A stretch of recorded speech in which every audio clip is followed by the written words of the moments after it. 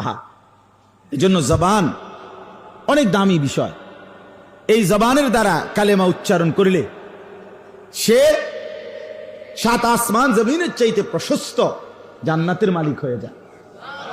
আবার এই জবানের দ্বারা একটি কুফরি শব্দ উচ্চারণ করলে সে চিরস্থায়ী জাহান্নামী হয়ে যায়।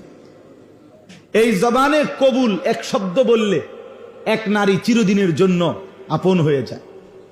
এই জবানে তালাক বললে এক নারী চিরজীবনের জন্য বিচ্ছিন্ন হয়ে যায়। জবান বড় সাংঘাতিক। এক শব্দের এদিক সেদিকে অনেক কিছু এলোমেলো হয়ে যায়, অনেক কিছু হয়েও যায়, গড়েও যায়। এজন্য জবানের নিয়ন্ত্রণ অনেক দামি বিষয়, অনেক দামি বিষয়। রাসূলুল্লাহ সাল্লাল্লাহু আলাইহি ওয়াসাল্লাম একজন সাহাবীকে একবার লম্বা বয়ান করছেন।